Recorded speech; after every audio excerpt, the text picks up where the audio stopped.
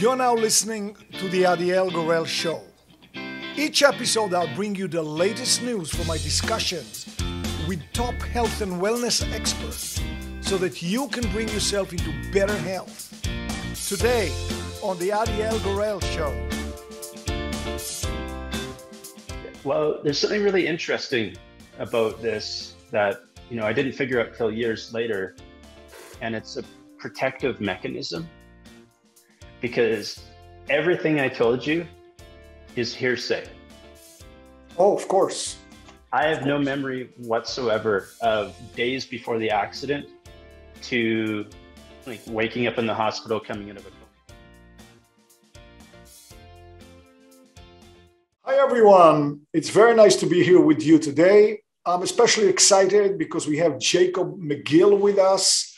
And Jacob is going to teach us how to deal with something that most of us experience at least some of the time, chronic pain. Jacob, welcome to the show. Thank you very much for having me. So maybe we can start from the very beginning. Maybe you can tell us a little bit about your expertise in pain management. Yeah, absolutely. The way I like to tell this story now is that I got to have my midlife crisis when I was 17. And what I mean by that is, it's something that you said earlier, like the hairs go up in the back of my neck a little bit. You said 99.9% of people. So one of the statistics I use is something that I learned through research over the years. And it's 98%, 1%, and 1%. So just as I get into my personal story, I'm a 1%er, and that means that 1% of the population has suffered something called a catastrophic failure. The other 1% has something called a pathological failure. That could be like getting bit by a tick, contracting Lyme's. And then 98% of pain we'll get into today. That's the chronic, the compensation, all that sort of stuff. But for me, I was 17 years old. I was driving down a road that I've been up and down my whole life. Like I grew up on an acreage since I was 5 years old. And I was heading home after school, like not a fancy, crazy, exciting day or anything. But being a young driver, when I slid into the ditch on the gravel, I panicked. And I was going too fast when I tried to get out of the ditch. And when I cranked the wheel, first the tire and then the rim caught the ground, the soft earth. And that made the truck go end over end 3 times. It somersaulted up in the air once, landed on the rear, up in the air again, landed on the front, up in the air again, and crushed the roof in. And so I got pretty banged up and pretty broken. And by the time the paramedics were there, just before they airlifted me to the ICU, my veins had collapsed. They had to dig into my body to give me an IV. So it was pretty touch and go. I almost didn't make it.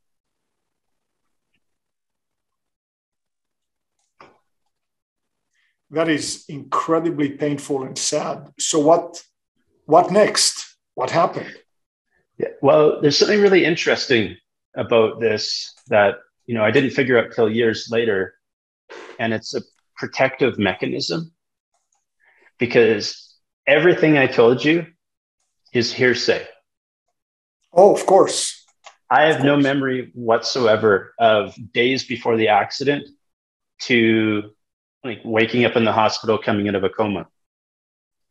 So, it was very sad and traumatic, but sadly enough, most traumatic for my family. They were conscious during this whole thing, and my brain and body protected me and just created a blank spot. And so I didn't actually experience that up here. Of course, it affected my nervous system and structure and all that sort of stuff, but some sort of mechanism took place and just, took me out of the picture for a little while.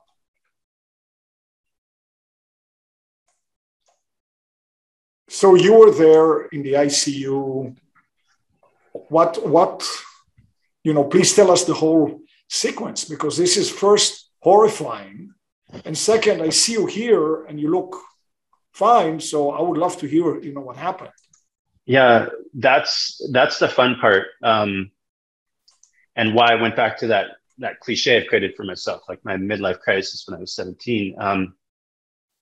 This whole process really gave me my life. I don't know where it would have ended up without it, but I kind of remember waking up in the hospital, and then I was in a hospital bed for months.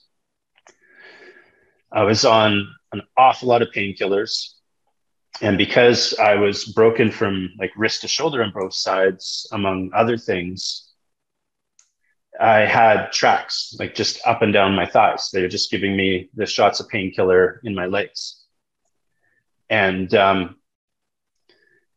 without the life-saving part of the medical system, without everybody from the neighbor who saw the truck and stopped to see if there was somebody there, the paramedics, the local hospital, the airlift, called the Shock Trauma Air Rescue Service in Alberta.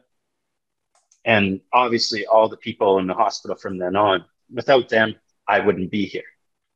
But what I noticed is that there's an incredibly steep edge of a cliff. And so the life-saving technology and skills and stuff were amazing. And then I had numerous orthopedic surgeries in the hospital. I still have a humeral nail, which is the length of this arm inside that bone. But then I kind of got a pat on the head, "You're lucky to be alive" speech, and I got sent home. And I remember asking the doctors, it's like, well, my arm doesn't go up higher than here anymore. Like, what should I do about that? And the answer was like, live with it.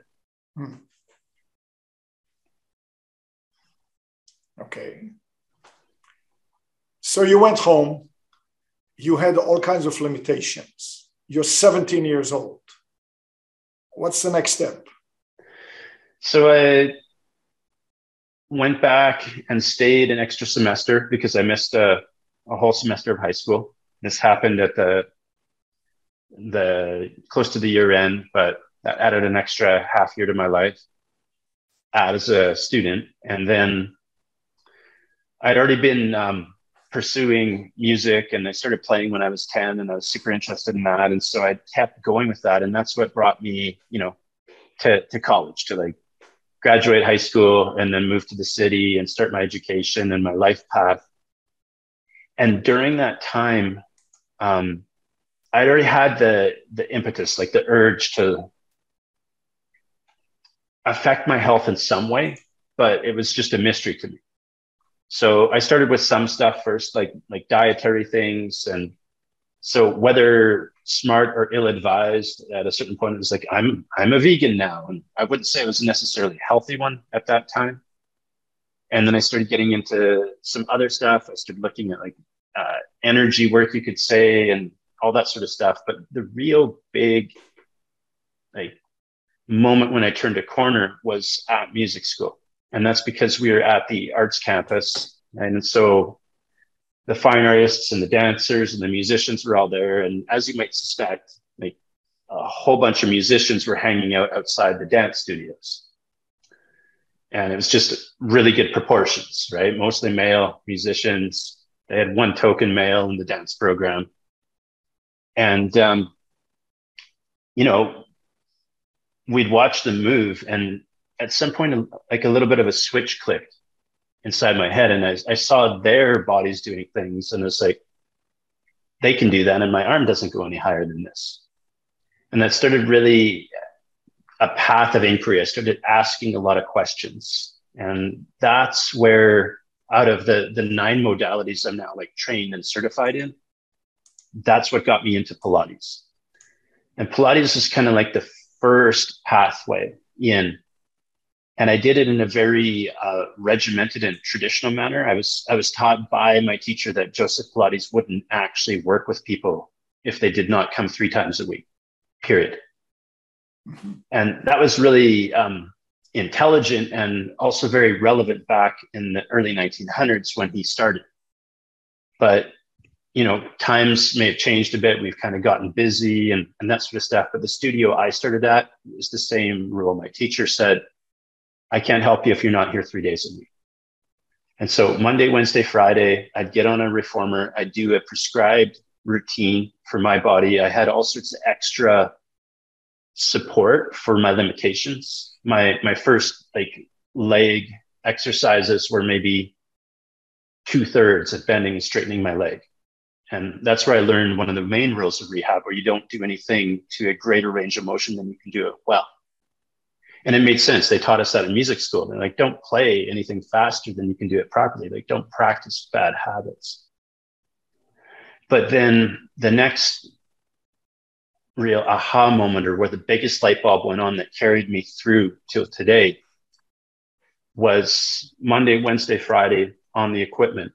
And then I went away for a weekend workshop in this osteopathic work. And so I was on the reformer Friday, and I was on the reformer Monday, and Stephen, my Pilates teacher, he stopped me dead Monday morning. He's like, what have you done? I said, what are you talking about? He's like, your body has changed. Something has happened. And so that was an interesting piece. But what became even more interesting was, as I continued doing it, he was adamant about it, right? Keep doing this thing that you're doing outside of here.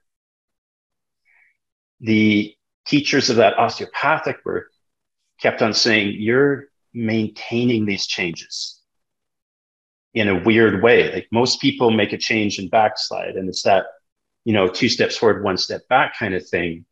But I was concurrently progressing. And so that's where the first light bulb went on of the whole piece of leverage. It's like more than one modality works. And that's where I actually learned pretty much the first triangle of what's become the 100-year plan, which is that you must open the joints first, and then you can align the structure. And only then should you strengthen alignment. So out of the two sides of the triangle there, which one was the opener of the joint at that point, and which one was the maintaining the structure?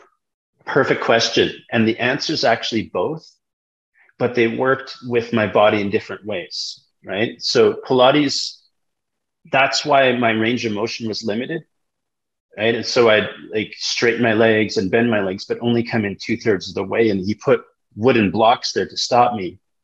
And that's because if I came in further than that, I'd lose my alignment. So it's like neuromuscular physical control. It's a pattern of movement. And that's the value of that work.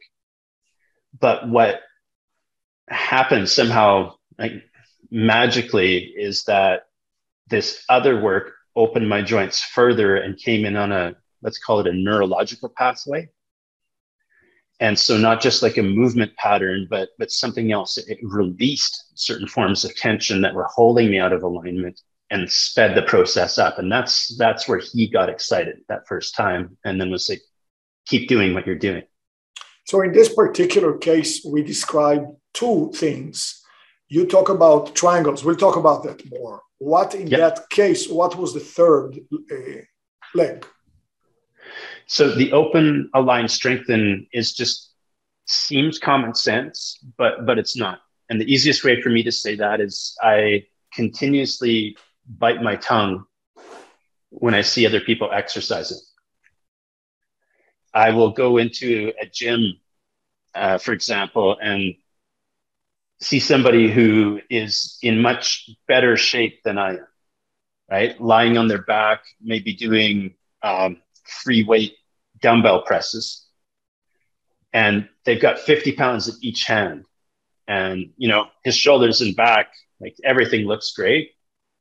But the position that his thoracic spine is shoved into to push that load up, I now understand, now that I'm a professional in this space, it's compressing discs. And so that's closing joints to create leverage against too heavy of a weight. And so as much as it creates a nice shape, the long-term effect is detrimental. And it's really common to see this. Let me stop you right here and let's go to the extreme. Yeah. Even with what you described, you said, here's a guy, 50 pounds in each hand, in a dumbbell, doing a certain arch to help him move. His shoulders look good. He can move the 100 pounds, 50 plus 50. But 100 pounds is already starting to be maybe half his body weight. So now that's a pretty big load. Now let's go to the extreme. Let's go to a power lifter in a competition. Yeah. Trying to bench press 500 pounds in a barbell. Clearly, he's in a competition. He'll go to any extent to win. So he has a major arch in his back, major arch to even shorten the distance, And 500 pounds, which is 2.5 times his body weight probably, are creating something. What happens there? How dangerous is that? I love that question. And in my honest opinion, at that level, the form is generally better because you can't progress to that level without improving your technique to such a degree. It's the people in the middle that is dangerous for. I learned this when I was learning how to rock climb. One of my first teachers is like, women are always better rock climbers. They have to use technique from the beginning. Men can power through for a few years and then they hit the ceiling and have to actually learn how to climb. But they already have mistakes. Yeah, exactly. I see. But going back to the 50-pound dumbbell in each hand, when you look at that guy, would he be better off doing 30 pounds, which could be laughable for him, but in strict and perfect form that wouldn't cause any damage? What you just said at the end, like there's nothing to respond to. It's form equals function. And when you're playing a game of longevity, which is my number one game, and it's just my opinion, but it's the game I think we should all be playing, then you want to know what the effects are going to be 10, 15, 20 years from now, right? Versus what you're going to look like next week and just leave it at that. You also, connecting this to something you said a couple of minutes ago. You said when somebody starts out and they're strong naturally, that can mask a lot of bad form because the strength is there. I think in the same way, youth can do the same.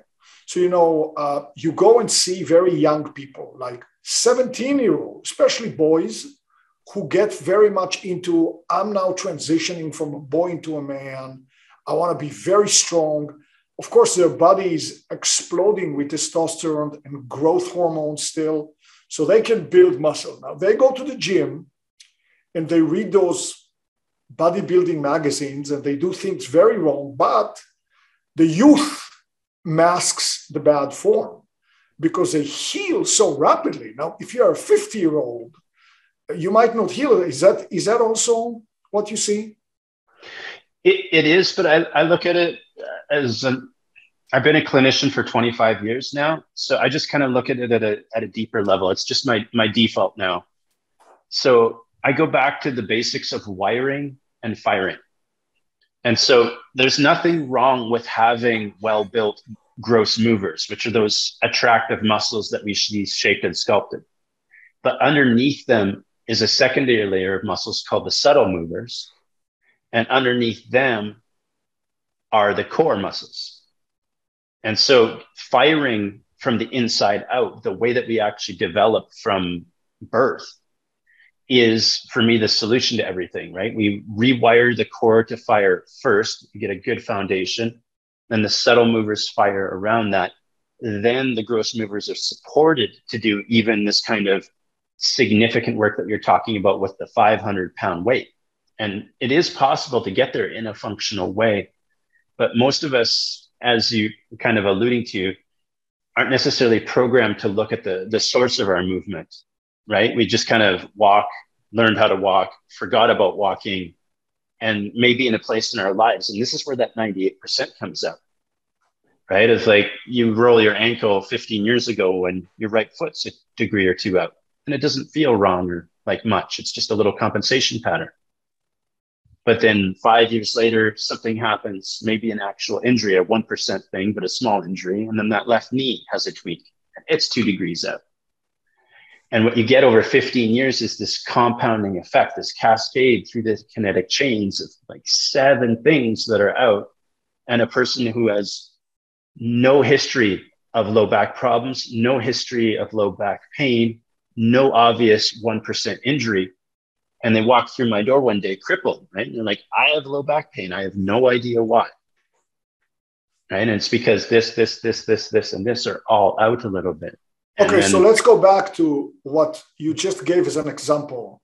And let's take a person who just rolled his or her ankle really badly. They feel a lot of pain and they say, oh, let me go to the podiatrist. But they say, let me wait a week and it gets a lot better. There's still pain. But, that kind of a foot injury or, ankle, it's complicated because you use your foot all the time. So they keep on walking and eventually it goes away. Now, some of the injury is already there. Who is it that they should see in the next month or two to make sure that injury subsides like it should?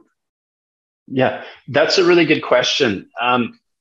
Anybody that is going to be in your corner watching you from the outside is the key, right? Like there's a million modalities out there that are great, but even in my Pilates story, it wasn't that I learned how to do Pilates on a DVD and I started doing the work, right? I had somebody watching me, telling me where I was crooked and making me pay attention to the things that I had already normalized.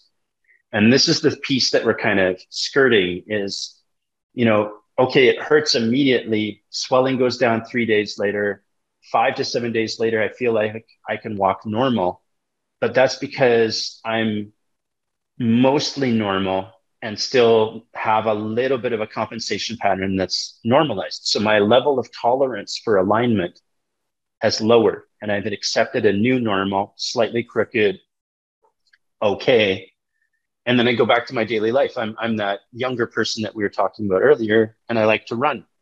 So I go back to running 3 days a week and I don't notice that this foot's here while I do that. So going back to the same example, because it doesn't matter what example we use, this is useful for everyone all the time.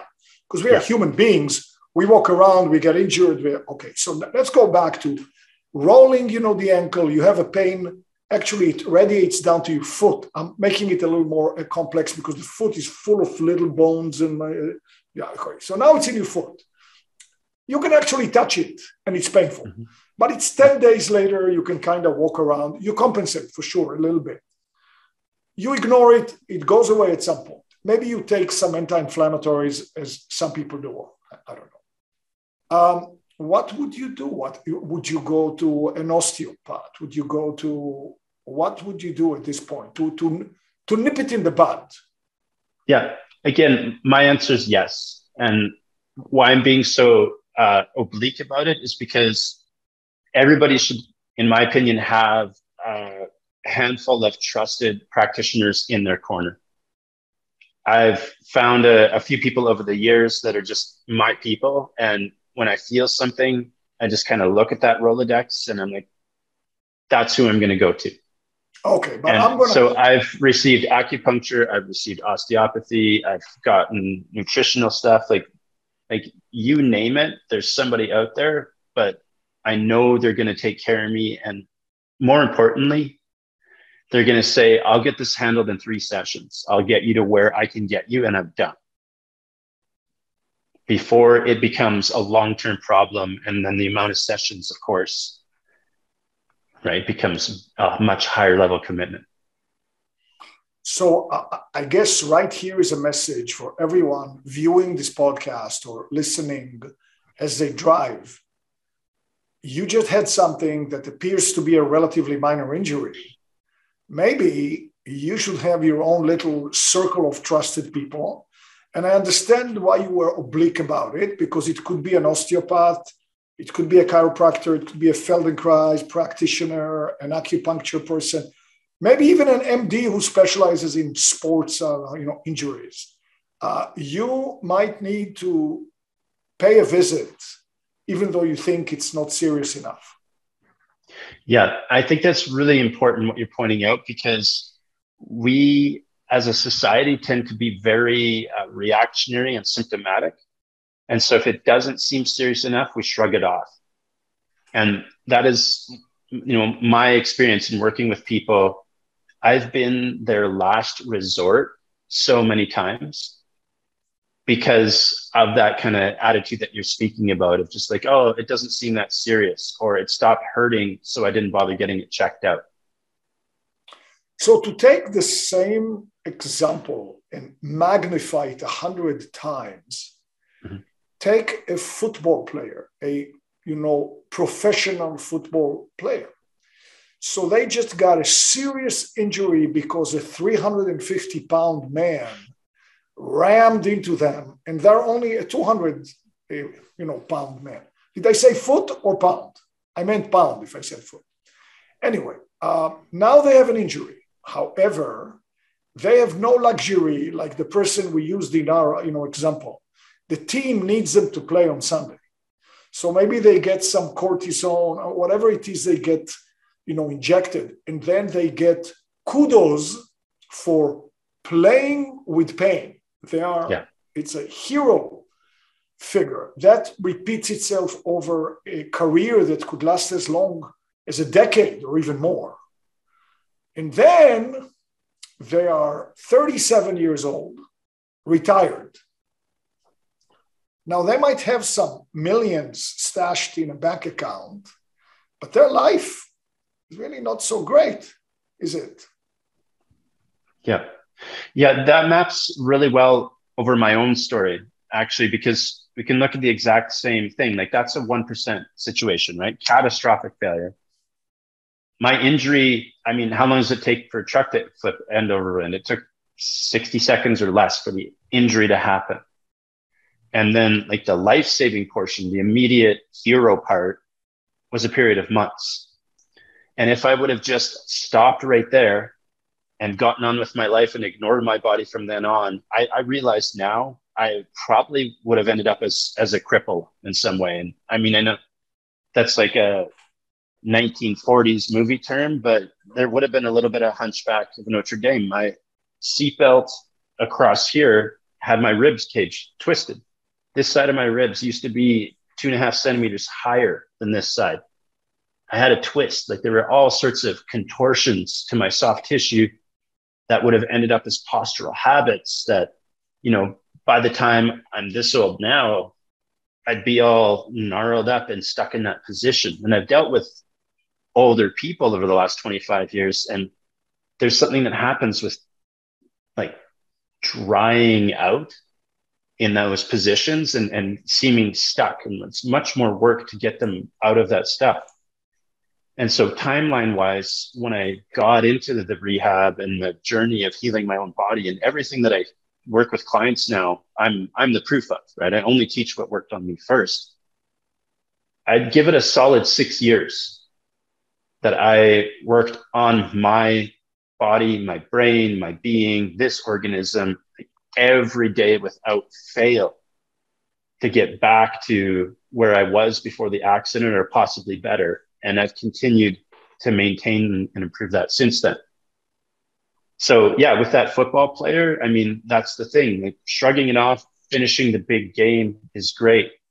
If they end their career that day, then they may spend the next 6 months or a year just rehabbing that one injury. If they keep playing for the rest of the season, expect the rehab to take longer. And it's always going to kind of lengthen out like that, right? The longer you ignore it, the longer the negative ROI or time you have to invest in repair.